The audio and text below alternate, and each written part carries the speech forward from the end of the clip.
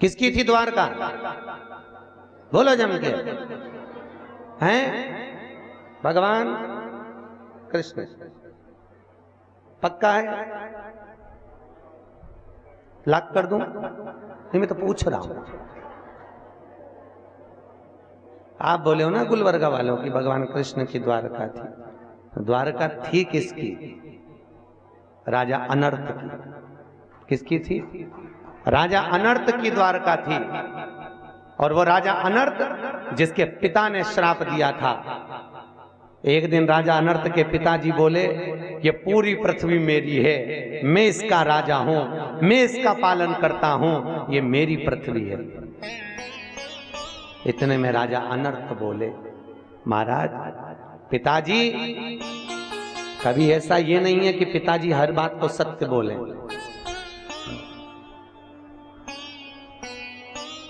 इतने में राजा अनर्त बोल दिए, पिताजी आपकी वाणी झूठी है, आप कह रहे हो कि पृथ्वी सारी आपकी है।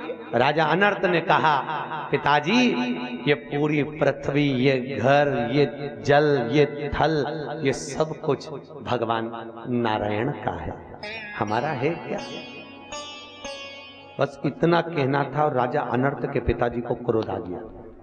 और राजा अनर्त के पिताजी बोले, अनर्त, मैं तुझे श्राप देता हूं, तूने अपने पिता के वचन को काटा है, मैं तुझे श्राप देता हूं, अपनी जायदाद में से एक हिस्सा नहीं दूंगा। अनर्त ने कहा, नहीं चाहिए आपकी जायदाद का हिस्सा। इतने में अनर्त के पिता को और क्रोध आया और पिताजी ने कहा, अगर मेरी जायदाद में जहां कहीं भी तू रहेगा, पृथ्वी पर कहीं पर रहेगा, तो जलकर भस्म हो जाएगा। अनर्त दौड़ा और दौड़कर पानी में कूद गया। पानी में कूदा राजा, और अनर्त जैसे ही पानी में कूदा, अनर्त ने सोचा पृथ्वी पिताजी की है, जल थोड़ी ना पिताजी का। पानी में कूद गया और राजा अनर्त पानी में कूदकर भगवान नारायण का तप करने लगे। भगवान नारायण का ऐसा तप करा कि नारायण प्रकट हो गए, और प्रकट होकर तुरंत उसी समय पर नारायण ने कहा, मांगो। अनर्त तुम्हें क्या चाहिए, बोलो। राजा अनर्त कहते हैं, महाराज कुछ भी नहीं चाहिए, कुछ भी। अरे कुछ तो मांग लो। राजा अनर्त ने कहा, मुझे कुछ नहीं चाहिए प्रभु। अरे कुछ तो मांग ले। तब अनर्त ने कहा, मेरे पिताजी ने मुझे श्राप दिया है कि उनकी भूमि पर कहीं रहूंगा तो जलकर भस्म हो जाऊंगा। भगवान नारायण ने कहा, चिंता मत कर, रहने की चिंता मैं मिटा देता हूं। भगवान ने सुदर्शन चक्र को भेजा, मेरे बैकुंठ का पीछे वाला कोना काट कर लेकर आ जा और इस जल के ऊपर ठहरा दे, क्योंकि पृथ्वी पर रहेगा तो जलकर भस्म होगा, अगर जल में रहेगा तो कौन भस्म कर देगा। भगवान विष्णु ने अपना बैकुंठ का 1/4 हिस्सा कटवा कर बुलवाया, और जब बुलवाकर जल में रखा तो वो जल में आते से डूबने लगा। जब बैकुंठ जल में डूबने लगा, भगवान ने देखा है तो जल में जा रहा है। भगवान ने उसी समय सुदर्शन चक्र को भेजा। सुदर्शन चक्र से कहा, ये बैकुंठ के हिस्से को तुम अपने चक्र पर धारण कर कर रखो। और सुदर्शन चक्र ने भगवान का वो बैकुंठ का 1/4 हिस्सा अपने चक्र पर धारण करा। जैसे ही चक्र पर धारण करा, चक्र इतनी तेज घूम रहा था, इतनी तेज घूम रहा था कि उस बैकुंठ के टुकड़े के महल के दरवाजे को कोई समझ ही नहीं पा रहा था कि दरवाजा कहां, दरवाजा कहां, द्वार कहां, द्वार कहां, द्वार कहां। जब द्वार कहां, द्वार कहां बोला तो उसका नाम हो गया द्वारका। नाम पड़ गया द्वारका। किसकी है द्वारका? राजा अनर्त की। अनर्त की द्वारका। अनर्त के यहाँ फिर बच्चे हुए, उसमें से एक हुआ रेवत। क्या नाम था? रेवत। रेवत के पुत्र हुए। एक बेटी हुई जिसका नाम था रेवती। रेवत ने विचार कर अपनी बेटी किसको ब्याहूं, तो बेटी का रिश्ता लेकर दाऊ जी के पास गए, और रेवती का विवाह किसके साथ हुआ? दाऊ जी के साथ। रेवत ने सोचा, मेरे बेटों के पास तो खूब माल है, क्यों ना अपनी इस द्वारका को मैं अपनी बेटी को दे दूं। और उसी समय, उसी पल, उसी घड़ी रेवत ने अपनी उस द्वारका को रेवती के कन्यादान में दे दिया। अब वो द्वारका किसकी हो गई? जम के बोलो। रेवती। रेवती कौन? दाऊ जी की धर्मपत्नी। जब भगवान कृष्ण रुक्मिणी जी को भगा कर लेकर आए ब्राह्मण ने कहा शादी के समय पर कन्यादान कौन करेगा।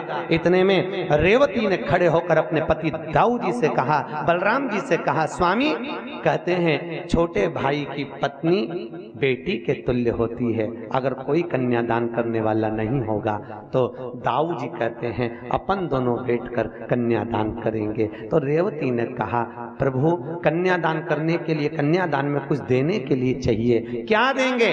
इतने में दाऊ जी ने कहा, तू बता कि दान में दिया क्या जाए। तो रेवती ने कहा, मेरे पास देने के लिए तो एक ही चीज है, रुक्मणी के कन्यादान में मैं अपनी द्वारका रुक्मणी को दे देती हूँ। और वो द्वारका रुक्मणी को मिली। तो रुक्मणी को जैसे मिली तो रुक्मणी ने द्वारकाधीश को प्रदान करी।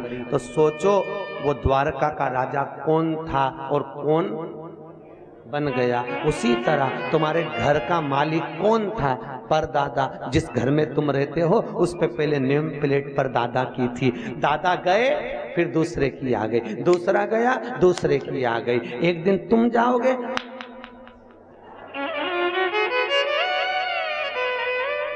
नेम प्लेट जाती जाती है, फोटो टंगते चले जाते हैं, वो भी स्माइल वाले कुछ। और उन फोटो पे भी पूड़ी और खीर चिपकी रहती है साल भर, 16 शराब की, बस और कुछ। और बिल्कुल मत हंसो, अपने भी ऐसी चिपकेंगे, अलग से नहीं, वैसे की वैसी हॉल में चिपकेंगे। जब दादा परदादा फिर लीलाबाई ऊपर टंग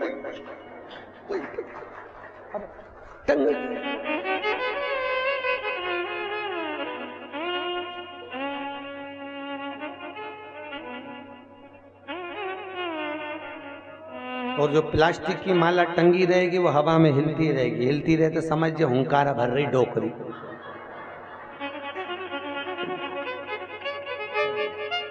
कहा मतलब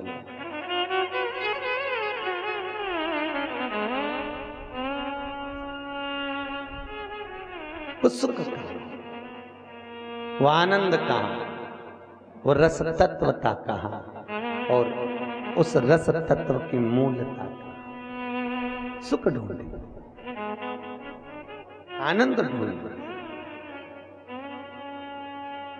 और उस सुख में, उस रस तत्वता में भक्ति का।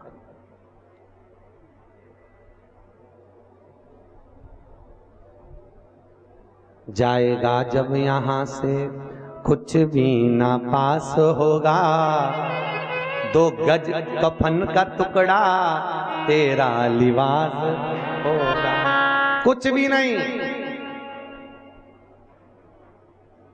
जिस चीज के लिए झगड़े हो, लड़े हो, विवाद करे हो, मरते समय लिख देना बच्चों से, ये फ्रिज मैंने बुलवाया था अपने पैसे से, मेरी अर्थी पे लेके जाना। कुछ भी काम नहीं आएगा। क्या काम आएगा? जो तुमने भजन किया, बैसाख महीने में जो शिव महापुराण सुन रहे हो, ये वहां तक जाएगी। और भगवान पूछेगा, रिश्वत का जमाना है, बिगड़ रिश्वत के बच्चों के एडमिशन नहीं हो तो तुम्हारा बैकुंठ में एडमिशन कौन कराएगा? कौन गवाही देने जाएगा? जिनके पीछे तुम इतना समय बर्बाद कर रहे हो। कितना बीमा करवाया? आप में से कितने लोग हैं जिन्होंने बीमा करवाया है? बोलो, करवाया कि नहीं करवाया बीमा? किसी ने अपने लड़के का, किसी ने अपनी पत्नी का, किसी ने अपने पति का। दुनिया में से भले तुम हाथ मत उठाओ, हमको भले मत बताओ, पर उसको सब मालूम है कितनों ने बीमा करवाया। भले करवाया, पर कितना बीमा करवाया? पर ईमानदारी से बोलो, बीमा तुमने करवाया, तुम्हारा पूरे बीमे की रकम जमा करी तुमने, पैसा जोड़ा तुमने, पर ईमानदारी से बोलो वो बीमा मिलता किसको है? अरे बोलो तो, तुम्हारे जाने के बाद दूसरे को। उस बीमे का सुख कौन भोग रहा? दूसरा। जोड़ जोड़ के तुम मर गए और बीमा मिला दूसरे को। वो बीमे की रकम तुम्हारे मरने के बाद परिवार वालों को मिलती है, पर ये शिव पुराण रूपी बीमा जो अग्रवाल परिवार ने करवाया है, इसकी रकम हाथ की हाथ मिलती है, बस तुरंत, उसी समय पर, उसी पल, उसी क्षण। और आपने जो कथा सुनी है ये वो बीमा कंपनी है, इसमें जो आ गया उसका बीमा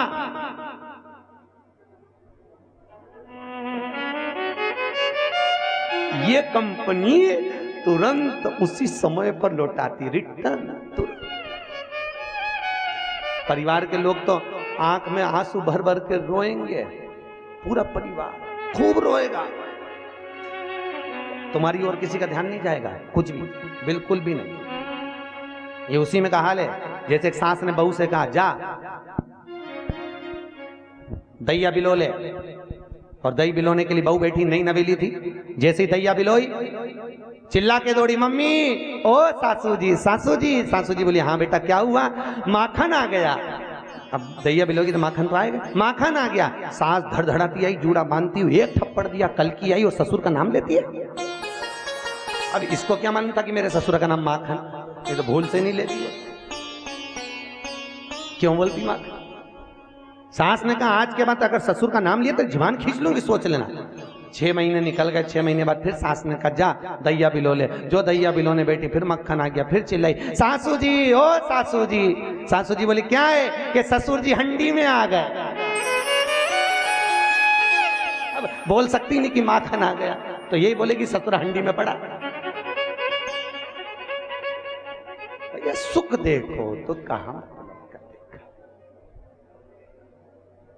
कहीं का माखन बैठा हो तो बुरा मत मान जो रे, सुख ढूंढ रहे वो ना।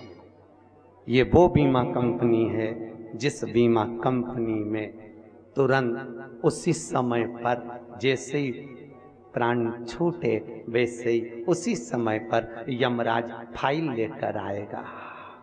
कौन सी फाइल? 2 फाइल रहती है, एक लाल एक पीली। पीली फाइल में बीमे की रकम, लाल फाइल में जो खूब गुलाब जामुन खाई, पेड़ा खाया, एसी में सोई, डनलप के गद्दे पर दिन भर टीवी के सामने बैठी रही, कभी कथा में नहीं गई, वो लाल फाइल नहीं, लाल फाइल।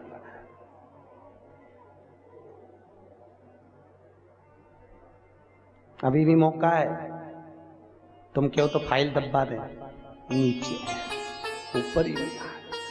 अगर भगवान की भक्ति में डूब गए तो। पर ईमानदारी की बात है भैया, पूरी पृथ्वी पर जितना धर्म, जितना सभ्यता, जितनी संस्कृति, जितना धर्माचार्य है वो आज की माताओं में है। जितना पुरुष को समय कम हो गया, पर माताएं धर्म के पद पर बढ़ती चली जा रही हो। बढ़ो, क्योंकि तुम्हारा नाम है धर्म पत्नी, इनका नाम नहीं है धर्म पत्नी। कोई महाराज नहीं बोलता धर्मपति इनको, और होना चाहिए जितनी मर्यादा। पहले के जमाने में माताओं की इतनी मर्यादा थी, माताएं कभी अपने पति का नाम नहीं लेती थी। लेती थी क्या? अरे बोलो तो। पर आज के जमाने में तो आवाज से दे दे भेरू सिंह, तो तुरंत, पहले नहीं बोलती। पहले इतनी मर्यादा थी, एक नगर निगम वाले, नगर पालिका वाले आते हैं इधर सर्वे करने के लिए, चुनाव के टाइम पे सर्वे करने आते फाइल लेके। एक अम्मा जी के दरवाजे पे पहुंच गए, दरवाजा बजाया, बेल बजाई, माँ निकल के बाहर आई। क्या नाम है तुम्हारा? बिमला। अच्छा, कितने बच्चे हैं? 2। रामदयाल, कृष्णदयाल। अच्छा, पति का नाम? सिर पे पल्लू रख के बोली महाराज, पल्लू। पति का नाम बोलो, तो हम बोले क्या हमारे पति का नाम? अरे तो तुम्हारा पति तुम नहीं बोलोगी तो कौन बोलेगा? हम हमारे पति का नाम नहीं लेते। अरे तो हम क्या वापिस सर्वे करने आएंगे? बोल पति का नाम क्या है? अगर बच्चे हो तो बच्चे को बुला दे, बच्चे स्कूल गए, हम नहीं बुला रहे। पड़ोसी को मालूम है क्या? हाँ मालूम होगा, चले जा।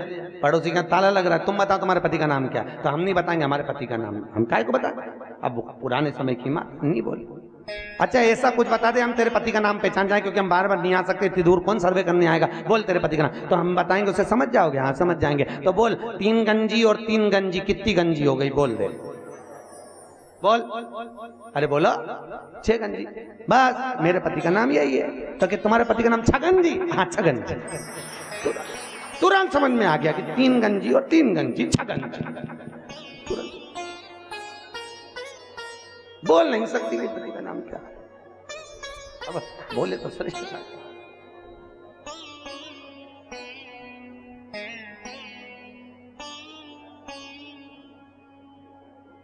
महाराज एक बार भी बरंगल में महेश्वरी समाज कथा कराई। बरंगल में हम कथा में गए, हमने पहले दिन आरती गा दी, जय जगदीश हरे जय जगदीश हरे। बाजू में एक अम्मा खड़ी थी, वो जय कल्लू के पिताजी हरे जय कल्लू। हाँ, हम समझ नहीं पाए, पल्लू वल्लू लेके जय कल्लू के पिताजी हरे बोले। अब हमने आखिरी में तो पूछ लिया, अम्मा हम बोल रहे जगदीश हरे, तू बोल रही कल्लू के पिताजी हरे, ऐसा क्यों बोल रहे कि गुरुजी उनका नाम। कहा कितनी मर्यादा है साहब, कितनी सभ्यता, कितनी संस्कृति, कितनी मर्यादा। भैया जो जान गया शंकर को, जो पहचान गया शंकर को, उसका जीवन निखर गया, उसका जीवन आनंदित हो गया। शिव को जान, दुर्वासा ऋषि ने जाकर द्वारका में आवाज लगाई, कोई मुझे मेहमान रख लो। ये दुर्वासा नहीं, स्वयं शिव है। कोई मुझे मेहमान रखो। शंकर जी को कोई भगवान दुर्वासा ऋषि को कौन मेहमान रखे? इतना गुस्सा करने वाले को कोई मेहमान नहीं रखता, याद रखिए। मेहमान कौन से अच्छे लगते हैं? जिनके चेहरे पर स्माइल, जो दिन भर फूली बाई जैसी फूली रहे, उसे कौन मेहमान करने बुलाए? अगर अपने यहाँ बुआ काका, कोई भी बुआ मुआ ऐसी रहे नहीं जो गुस्सा करे, मामा जी गुस्सा करे, काका जी गुस्सा करे, बहुत गुस्सा करे, तो उनको लोग आखिरी में पत्रिका भेजते हैं कि पहुंचे तो ठीक है, नहीं आए तो अच्छा। इसलिए फिर वही वाली बात आ गई कल वाली, पलंग पे से उठाओ, नीचे गोबर लीप के फिर सुलाओ, फिर उठाओ, फिर सुलाओ, फिर उठाओ। भगवान भी ऐसे को नहीं बुलाता, भगवान के पद पड़ी रहने। तो उसी तरह नियम, जितने प्रसन्न रहोगे, जितने आनंद में रहोगे, उतने। दुर्वासा ऋषि को इतना क्रोध आता था, कोई उसे मेहमान ही नहीं रखता था उनको। द्वारका में किसी ने मेहमान नहीं रखा। जब द्वारका में मेहमान नहीं रखा तो क्रोध आ गया। इतने में भगवान कृष्ण निकल कर बाहर आ गए और कन्हैया जी ने आकर तुरंत आवाज लगाई, गुरुदेव मैं आपको मेहमान रखता हूं। इतने में दुर्वासा ऋषि बोले, मेहमान तो रख ले, पर एक बात सुन ले, अगर मेरी सेवा में कोई कमी हुई तो मैं तुझे श्राप दे दूंगा। इतने में द्वारकाधीश ने सोचा कोई कमी नहीं आएगी, क्योंकि मेरी 16,108 रानी। आइए, कुटिया में ठहरा दिया। कभी दुर्वासा ऋषि को मालपुआ चाहिए, कभी रबड़ी चाहिए, कभी खीर चाहिए। भगवान भी इतने चतुर थे, एक एक रानी से कहा था तू अपने घर में 56 आइटम बनाना, पर अलग तरह का बनाना। 16,108 रानी क्या, 16,108 रानी क्या, अलग अलग तरह के 56 भोग बनते थे कि दुर्वासा ऋषि को कब कौन सी जरूरत पड़ जाए तो लेकर दौड़ जाए।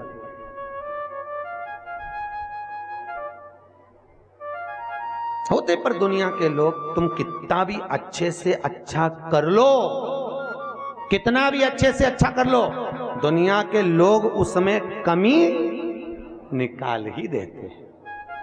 करके देखो, एक बहुत पैसे वाला व्यक्ति अगर अपने लड़के की शादी में खर्चा करे, एक ही लड़का, और उसकी शादी में खूब खर्च करे, पैसे वाला लड़के की शादी में खूब खर्च करे, तो लोग कह देंगे हराम का आ रहा है, लुटा रहा। और बहुत पैसे वाला व्यक्ति अगर अपने लड़के की शादी में खर्च ना करे तो लोग कह देंगे बताओ इतना है, कहीं छाती पे बांध के ले जाएगा, एक ही औलाद तो शादी में नहीं खर्च करता। ये दुनिया के लोग। किसी के यहाँ जाओ और बहुत तेज भूख लग रही हो, बहुत तेज, किसी के यहाँ गए बहुत तेज भूख, तो उसने बिस्कुट रखा, मिक्सचर रखा, सेव रखा, बालूशाही रखी, सब रखी, और तुम जल्दी जल्दी खा जाओ तो अंदर से लोग कहेंगे बताओ कैसी हपसन है, पूरा खा गई। और किसी के यहाँ जाओ एक बिस्कुट उठा के रख दो तो अंदर से आवाज आएगी अपने आप को हीरोइन समझ रही है। बताओ कैसे बस एक बिस्कुट खा के धर दिया। लोग हैं कहे बिना, अरे बोलो, नहीं रहेंगे। फिर निवेदन है, किसी के कहने पर मत जाइए, किसी के कहने पर मत जाओ। क्या किसको रोइए, चादर तान के सोइए। अपने को आग लगे बस्ती में, अपन रहो मस्ती में। कोई कितई के कल माताएं कह रही थी क्या गुरुजी तुम बहुओं पे बोलते रहते हो, कभी पुरुषों पे तो बोलते ही नहीं हो। हमने कहा जी कैसे बोले, हम भी तो पुरुष हैं। बोले तो बोले कैसे, भैया इनको सुधारने की जरूरत नहीं है, बूढ़ी बूढ़ी माओं को सुधारने की जरूरत नहीं है। जरूरत तो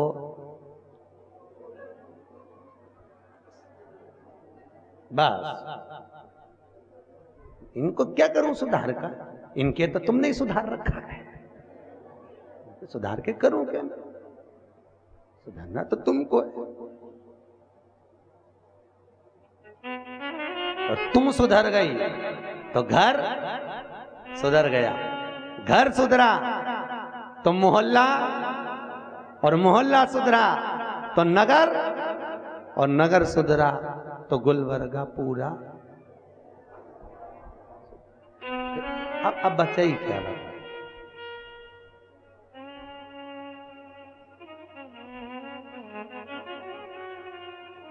समझो भगवान को जानने की नेत्र, और हमारे नेत्र अगर परखदार हैं तो फिर भगवान मिल सकता है।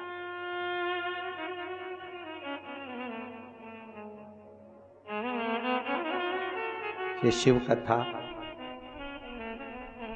रतन की तरह है, हीरे की तरह है, और हीरा का परखैया राम कोई नहीं। संसार में कोई हीरे का परखदार है? जो मूल जोहरी होगा, परखदार होगा, जो परखैया होगा वो परख जाएगा। जैसे आप जितने इस गुलबर्गा के सालासर भवन में नीचे ऊपर जहां जहां बैठकर कथा को सुन रहे हो, आप सब इस शिव महापुराण के परखदार हो।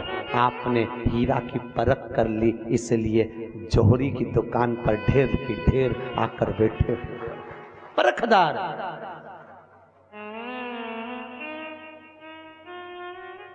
बहुत कठिन है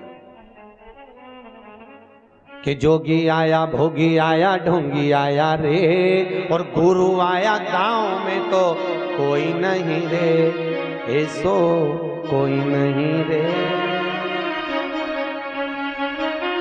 या हीरा को परखैयो राम, बोलो तो कोई नहीं रे, ऐसो कोई नहीं रे। या हीरा को परखैयो राम, बोलो कोई नहीं रे। राम नाम को हाट भरायो। हाट जानते हो? हाट मतलब बाजार। किसका बाजार लगाता है?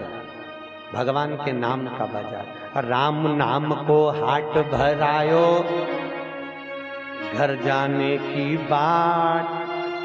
कब 7 बजे, कब घर जाऊं।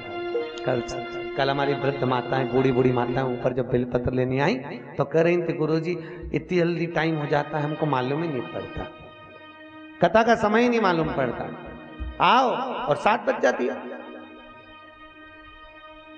थोड़ी कथा को बड़ी करो।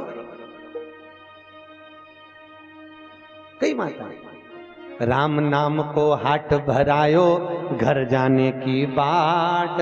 धीरे धीरे चलो रे भैया, मेरा भोले देखे बाट। ऐसो कोई नहीं रे, ऐसो कोई।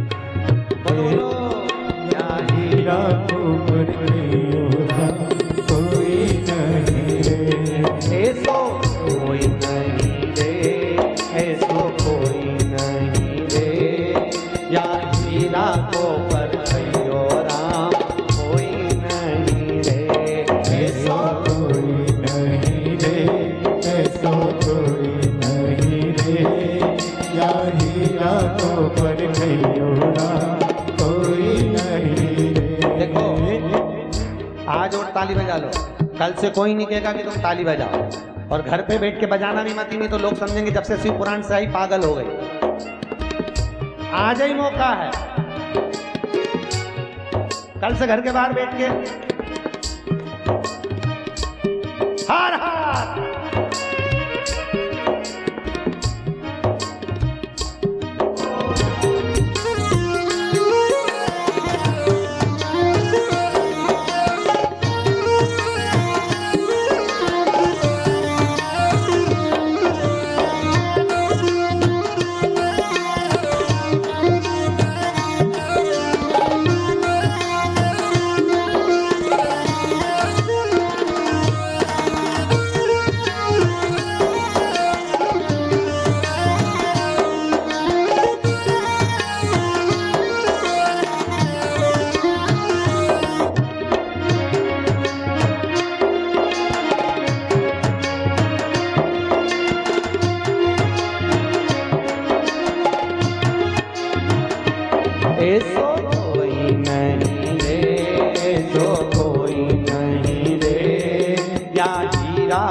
पर खइयो राम कोई नहीं रे, ऐसो कोई नहीं रे, ऐसो कोई नहीं रे, या हीरा को पर खइयो राम कोई नहीं रे। या संसार में हीरा के परखदार होना बहुत कठिन है, बहुत कठिन।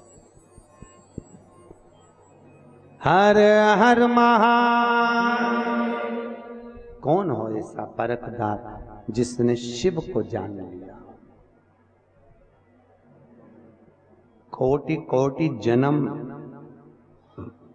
हजारों जन्म जब निकल जाएं, कई जन्म मृत्यु लोक में होकर निकल जाएं, तो भी जान नहीं सकते कि शंकर कौन है, शिव कौन है, कौन आखिर है। भगवान शिव जैसा, भगवान शंकर जैसा दुनिया में कौन है, कौन है। भगवान दुर्वासा ऋषि ने जाकर कहा, परीक्षा ली, और जैसे ही दुर्वासा ऋषि ने परीक्षा ली, दुर्वासा बाबा ने कहा मुझे मेहमान रखो, कोई तो मेहमान रखो। भगवान कृष्ण ने कहा चलो मेरे यहाँ चलो। भगवान कृष्ण क्या चले गए, और भगवान कृष्ण के यहाँ जैसे ही पहुंचे, और भगवान कृष्ण के यहाँ पहुंचते ही एक सुंदर कुटिया का निर्माण भगवान ने करा दिया। इतनी सुंदर कुटिया बनाई मेरे ठाकुर जी ने, और उसमें रख दिया। कभी दुर्वासा ऋषि को रबड़ी चाहिए, कभी बालूशाही चाहिए, भगवान रोज बनवा के तैयार रखते, भेज देते तुरंत, प्रतिदिन भगवान। अब एक दिन दुर्वासा ऋषि ने क्या करा कि बाबा दुर्वासा ने खुद की ही कुटिया में आग लगा दी, और आग लगाकर बाहर जाके खड़े हो गए। इतने में भगवान पूछ रहे, आग किसने लगाई? पूरे नगर के लोग, द्वारकापुर के लोग उसमें आग को बुझा रहे, और भगवान, इतने में भगवान आकर पूछे कौन ने आग लगाई? दुर्वासा ऋषि पीछे से आके बोले हमने लगाई, हम तो मेहमान, आग भी लगा सकते, हमारी मर्जी। अब बुलाया है तो झेलो।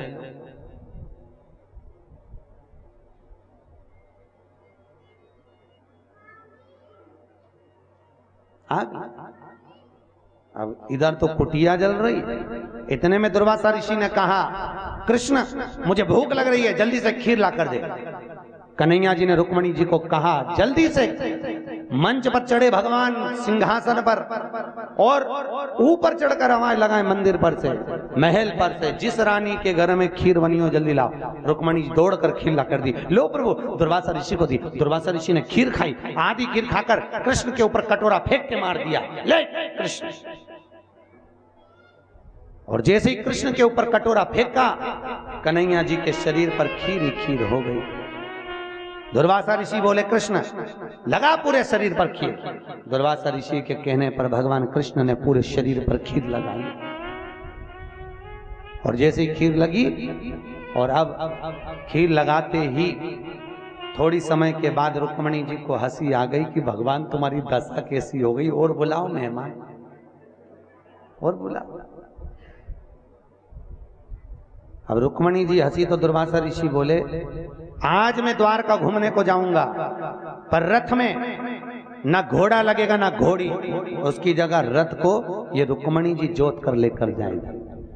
और रुक्मणी जी को रथ खींचने में लगाया, द्वारकाधीश पीछे पीछे चले, दुर्वासा ऋषि कोड़ा घुमाते हुए चले। चलते चलते रुक्मणी जी को चक्कर आ गए, बेहोश होकर जमीन पर गिर गई। जैसे ही रुक्मणी जी नीचे गिरी, जल का छींटा दिया दुर्वासा ऋषि ने, और कन्हैया से कहा कन्हैया मैंने तेरे शरीर पर खीर फेंकी थी, तूने पूरे शरीर में लगाई, पर पांव के तलवे में क्यों नहीं लगाई? भगवान बोले दुर्वासा बाबा ये आपकी खाई हुई प्रसादी है, प्रसादी पांव के तलवे में कैसे लेता, इसीलिए नहीं लगाई। दुर्वासा ऋषि ने कहा कृष्ण सुन, मैंने तो तुझे कवच दिया था, पर तूने उस कवच को धारण नहीं करा, इसलिए तेरे प्राण छूटेंगे तो पांव के तलवे से छूटेंगे। इसलिए कृष्ण को बाण कहाँ लगा था? पांव के तलवे में। और इस रुक्मणी ने मेरी हंसी उड़ाई है, इसलिए इस रुक्मणी का तुझे द्वारका से त्याग करना पड़ेगा। और भगवान कृष्ण ने रुक्मणी जी को द्वारका से बाहर निकाल दिया। आज भी द्वारकापुरी में रुक्मणी जी का मंदिर कोसों दूर बना हुआ है, दूर है भगवान। ये परीक्षा किसने ली है? भगवान शंकर ने दुर्वासा का रूप रखा। शिव परीक्षा ले रहे हैं। भगवान शंकर नित्य प्रति अगर अपने भगत से परीक्षा, एक कड़प नाम का डाकू था, क्या नाम था उसका? कड़प नाम का डाकू एक जगह प्रवचन में सुन लिया। ये प्रवचन का असर होता है व्यक्ति को, ऐसा नहीं कि प्रवचन का असर नहीं होता। कई लोग कहते हैं महाराज जी हम इतनी कथा सुनते हैं, हमको याद तो रहती ही नहीं है, तो कथा सुनने से लाभ क्या? आप भी कहोगे महाराज हम तो इतनी सुने पर हमको तो याद रहती ही नहीं है, फिर इसका कथा सुनने का लाभ क्या है? भैया कथा भले याद ना रहे पर कथा अपना असर दिखाती है। उसी तरह जैसे 1 महीने पहले 3 तारीख को तुमने भोजन में क्या खाया था, दिन भर क्या क्या खाया था, तुम में से किसी को मालूम है? बोलो तो, मालूम है किसी को? 1 महीने पहले 3 तारीख को क्या खाया तुम्हें नहीं मालूम, पर जो 3 तारीख को तुमने खाया वो तुम्हारे शरीर में रक्त बन गया, रक्त बनकर तुम्हारे शरीर में आज तक चल रहा है और तुम्हारे शरीर को चला रहा है। 1 महीने पहले खाया हुआ शरीर में आज तक चल रहा है एनर्जी के रूप में। उसी तरह भले शिव पुराण तुम्हें याद ना रहे पर ये शिव पुराण अगर तुमने सुन ली तो ये अंतिम समय तक तुम्हारा साथ देती रहेगी, तुम्हारे शरीर पर चलती रहेगी, तुम्हारी आत्मा पर रमण करती रहेगी और तुम्हारे जीवन को तारती रहेगी। ये शिव पुराण होता है। भले उस पर कोई विश्वास ना करे। एक गुरुजी प्रवचन कह रहे थे और प्रवचन में गुरुजी ने कहा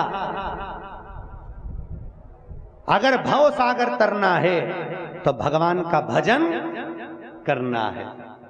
जो भगवान का भजन करेगा भव सागर तर जाएगा। अब गुरुजी ने कहा एक गोपी रोज दही बेचने जाती थी। अब दही बेचने जाती थी तो उसने कहा काय को फालतू का पैसा बर्बाद करूं, मथुरा से वृंदावन से मथुरा जाना है और गुरुजी बोले हैं कि भगवान का भजन करो तो भव सागर तरोगे। और भगवान का भजन करने से भव सागर तर रहे हैं।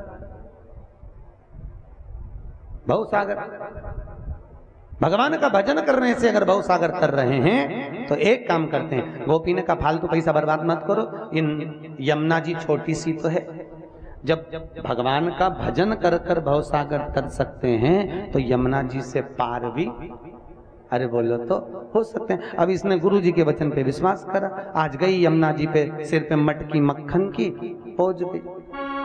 यमुना जी में पांव रखने से पहले घबराई पर इसने सोचा गुरु जी ने कहा भव सागर तनना है तो भगवान का भजन करना है। अब भव सागर तो इतना बड़ा, यमुना जी तो छोटी सी। इसने तुरंत भगवान का नाम लिया, यमुना जी में पांव धरा, जैसे पांव धरा जमीन ऊपर आ गई और ये चल के यमुना पार हो गई। अब इसने रोज जाना आना चालू कर दिया भगवान का नाम लेकर, गुरु के वचन पर विश्वास कर कर चलना फिरना चालू कर। अब गुरु के वचन पर विश्वास कर कर जब चली फिरी, जैसी चली एक दिन मन में सोचा जिन गुरु जी के चक्कर में मेरे पैसे बच गए क्यों ना उन गुरु जी को बुला के भोजन करा दो। गुरु जी को बुला लिया, आओ गुरु जी भोजन पाओ। गुरु जी ने भोजन पाया। गुरु जी कहने लगे जाऊं? हाँ जाओ गुरु जी, पर मैं भी चल रही हूँ मथुरा तक, चलो मैं तुम्हारे साथ चलूं। गुरु जी के साथ चली।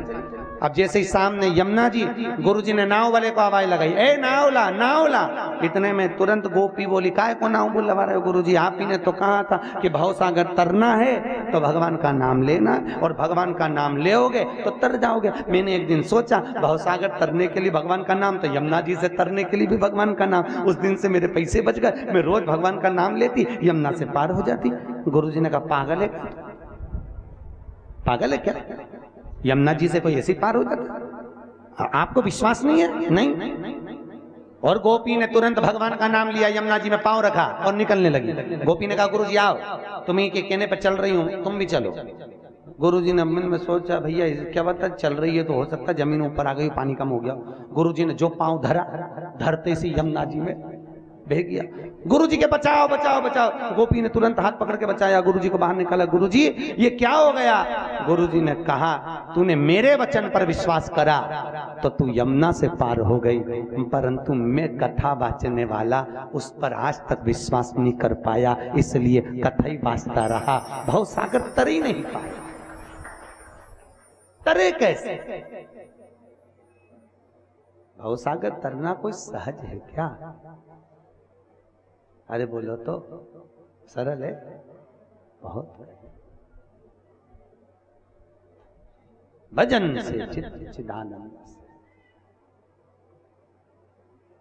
जितना भजन करोगे उतना। पर राम नाम के आलसी खाने के होशियार, तुलसी ऐसे जीव को, आगे आप बोल दो, बार बार धिक्कार। क्या मतलब? फिर वही वाली बात आ गई कल वाली। तूने राम नाम लीनो ना भरी जवानी में, तू डूब के मर जा रे चुल्लू भर पानी में। तू डूब के मर जा रे चुल्लू भर पानी में। तू डूब के मर जा रे चुल्लू भर पानी में। भगवान की भक्ति में पूरा बचपन, जवानी, अधेड़ी, बुढ़ापा सब बेकार निकाल दिया। अंत में अवस्था यूं ही चली।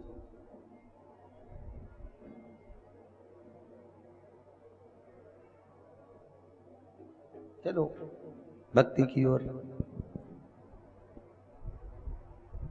आप में से कितनी माताएं जिन्होंने अपने अपने पतियों को कहा कि कथा हो रही है बालाजी सालासर बाला भवन में, चलो अपन दोनों सुनेंगे।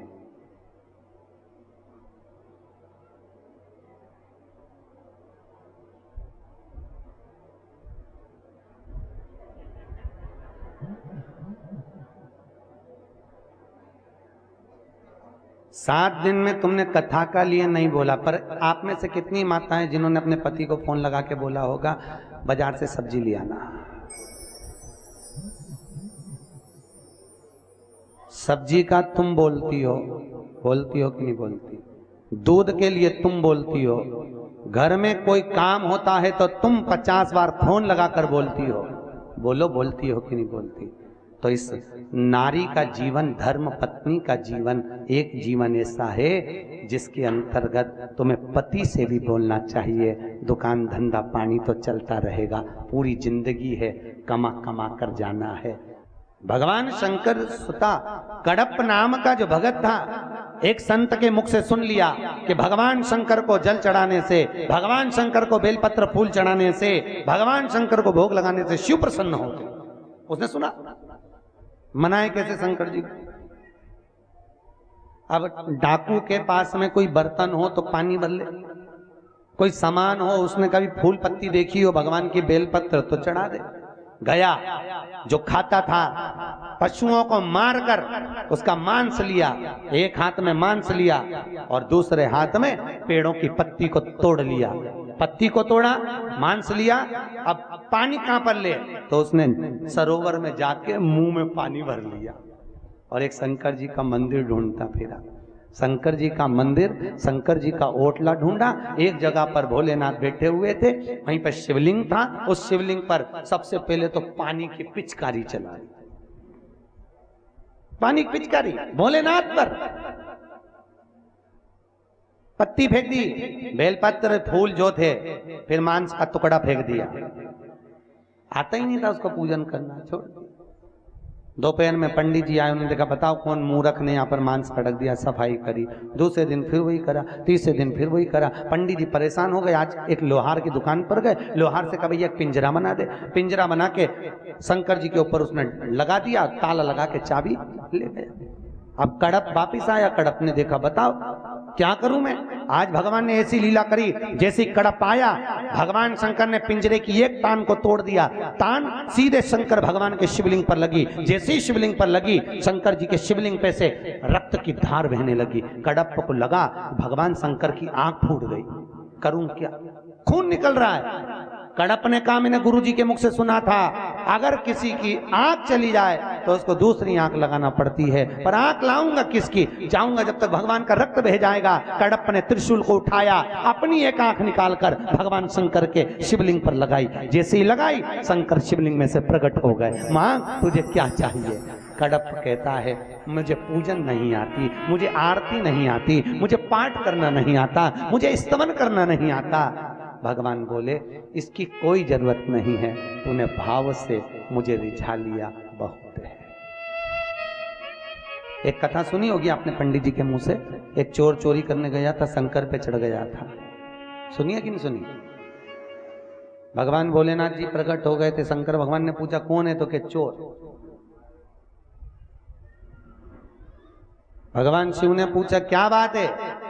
चोर ने पूछा तुम कौन? तो क्या मैं भोलेनाथ। तो भोलेनाथ जी तुम प्रगटे कैसे? शंकर भगवान बोले लोग बेलपत्री चढ़ाएं, धतूरा चढ़ाएं, फूल चढ़ाएं, जल चढ़ाएं, तू तो पूरा ही चढ़ गया। प्रसन्न हो तो क्या हो? कभी कोई राम जी के ऊपर चढ़ा? अरे बोलो तो। कोई नारायण के ऊपर चढ़ा? नहीं। कोई देवी के ऊपर चढ़ा? नहीं। अगर कोई भोला भगत, कोई सहज भगत, भगवान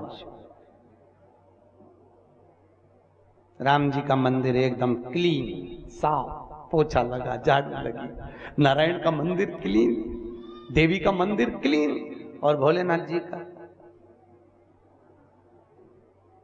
जो भी आया मंदिर में इतना पानी ढोला कि साड़ी भी ऊंची करके बैठे।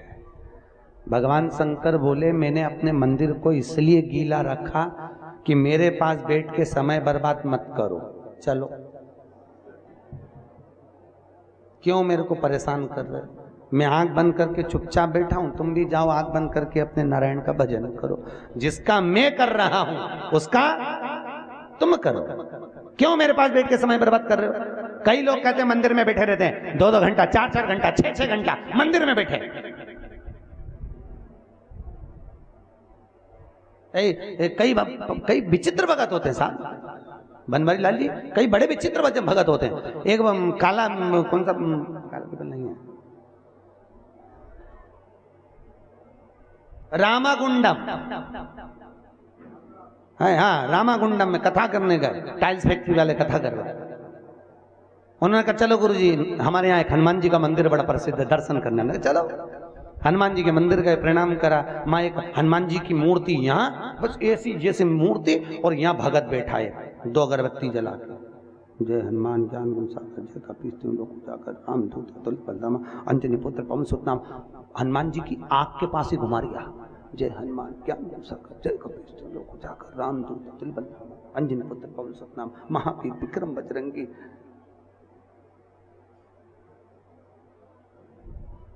लाहौटी जी बोले चलो गुरुजी दर्शन हो गए। हमने कहा दर्शन तो अभी हो गए, परंतु अब इससे मिलके ही जाऊंगा, थोड़ी देर रुक जाओ। उसने 8-10 हनुमान चालीसा पढ़ी, उठा। हमने कहा भैया क्या कर रहे थे? कि गुरुजी पाठ कर रहा था। मैंने कहा ये अगरबत्ती से क्या कर रहे थे? क्या घुमा रहा था। तो मैंने कहा भगवान की आंख के पास घुमाए, तू कहीं बैठा हो और तेरी पत्नी अगरबत्ती लगा के तेरे मुंडे के पास लाके घुमाए, तुझे कैसा लगेगा ये बता। कि गुरुजी ऐसा कोई होता? भगवान को भगवान मानो, परमात्मा को परमात्मा मानो, ठाकुर को ठाकुर मानो, और उस ठाकुर की उदारता में अपना सुख मानो। मानो तो गंगा जल, न मानो तो बहता मन तुम्हारा है, तुम क्या मानो। भाव तुम्हारा है, तुम भगवान को क्या मानो। मन की रुचि तो कहे ना, भगत बिना ये कुछ भी नहीं है, अरे भगत है इनके प्राण, भगत के वश में है भगवान, भगत के वश में है भगवान। भगत बिना ये कुछ भी नहीं, भगत बिना ये कुछ भी नहीं। भगत है इनके प्राण, भगत के वश में है भगवान, भगत के वश में है भगवान।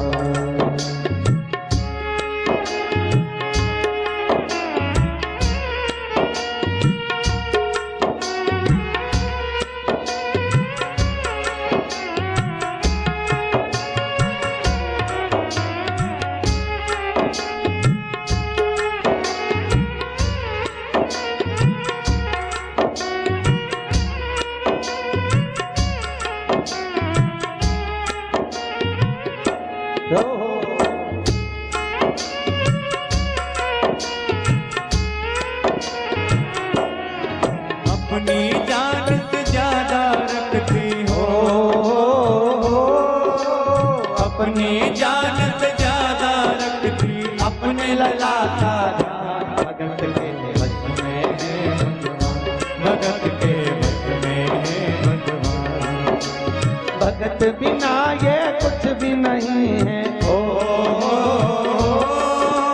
भगत बिना ये कुछ भी नहीं, भगत है इनके प्राण, भगत के वश में है भगवान, भगत के वश में है भगवान, भगत के वश में है भगवान, भगत के वश में है भगवान, भगत के वश में है भगवान, भगत के वश में है भगवान। हर हर महादेव।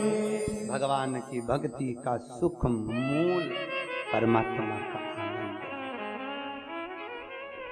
मानो तो वो गंगा है, ना मानो तो बहता। आज समय बीता, आगे चरित्र आया। श्री गणेश जी महाराज की धर्म पत्नी रिद्धि और सिद्धि मूल स्थापित करने वाली दोनों जिस दिन से घर में प्रवेश करी हैं बहुएं, उस दिन से माता पार्वती रसोई घर में गई, देखा, संभाला, पर एक शब्द माता पार्वती ने कहा रिद्धि सिद्धि से, तुम हमारी बहू हो, भोजन बनाओ, मना नहीं है, सब कुछ करो, मना नहीं है, पर जब तक मेरे महाकाल का, मेरे भोलेनाथ का भोजन बनेगा, उस समय तक मैं खड़ी रहकर अपने पति के लिए भोजन बनवाऊंगी। कितनी सुंदर बात कही है भाई, ध्यान से सुनना। कितनी भी अच्छी बहू तुम्हारे घर में आ जाए, बहू कभी बुरी नहीं होती। बुरा कौन? जो उसमें बुराई देखे। सास कभी बुरी नहीं होती। बुरा कौन? जो उसमें बुराई देखे।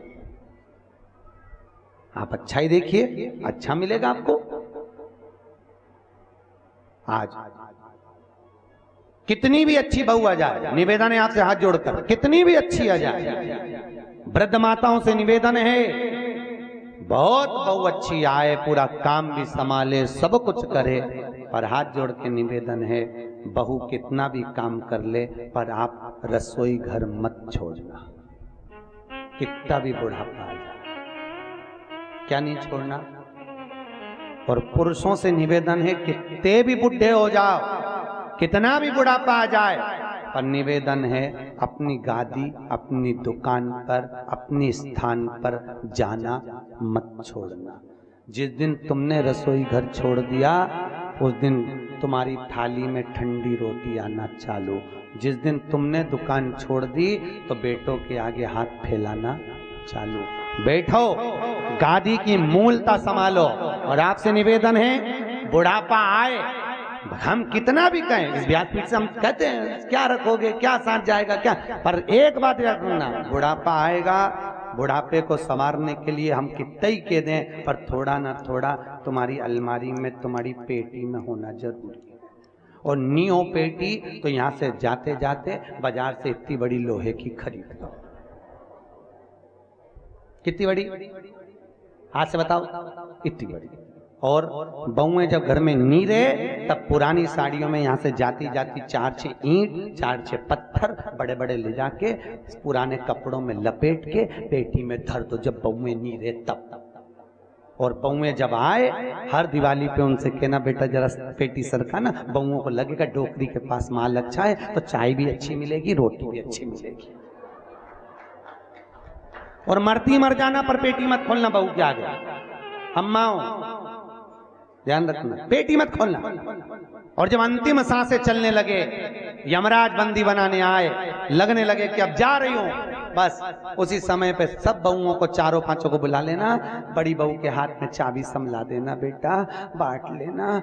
अब बहुएं भी जल्दी पेटी नहीं बांटेंगे क्योंकि नंदे आई हैं, ननन को भी देना पड़ेगा। तो बहुएं सबसे पहले अम्मा मरेगी तो पेटी छुपाएगी, और पेटी छुपान दो, तुम तो बढ़िया निपटे सुलझे वो गए। और बहुएं सोचेंगी माँ खूब छोड़ कर गई है, तो वो भी 12वां 10वां 13वां एक से बढ़कर एक करेगी, गुलाब जामुन रसगुल्ला कचौड़ी दही बड़ा सब बामनों को खवाएगी और आखिरी में एक एक साड़ी भी देगी विदाई में।